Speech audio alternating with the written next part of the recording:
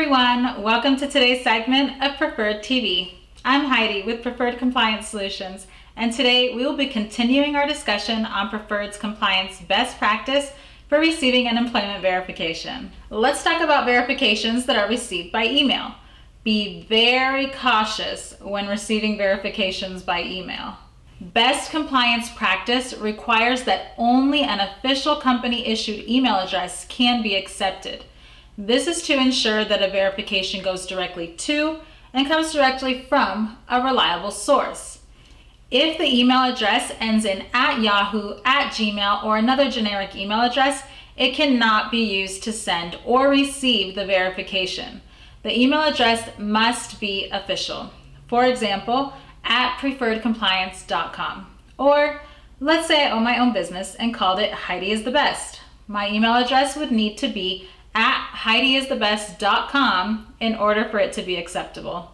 Once you have received the verification as an attachment via email, you will need to print the verification form itself, as well as the body of the email showing the sender's email address, the receiver, and the file attachment. Now, let's talk about verifications received by mail.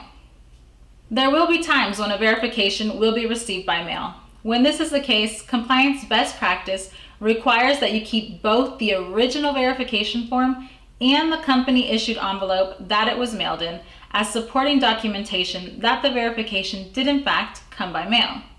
The company-issued envelope should include the postage stamp and postmark showing the date it was mailed, the return address from the employer, and the property address to where the envelope was sent. Remember, all third-party verification forms must be sent directly to the employer's HR or payroll department and must never be hand-carried by the applicant or resident. The applicant or resident should never come into contact with the verification form after they have completed the consent and top portion of the form.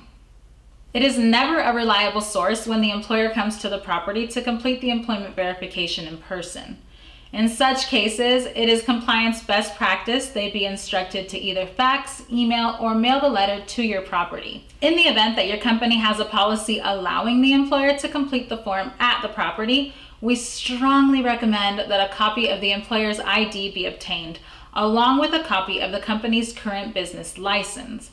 Really, anything you can include in the file that would clear any future questions as to how reliable was the source at time of completion.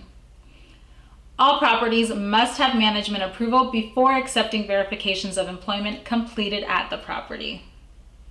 Don't forget to follow us on Facebook, Twitter, and register to receive a copy of our free newsletter, The Compass, in order to stay up to date on all of the industry's latest news. All of these links will be in the description box below to make it easier for all of you to find. At Preferred Compliance Solutions, we believe that there's a good way, a better way, and the best way to ensure compliance. Stay tuned for our future videos to make sure that your practice is the best practice.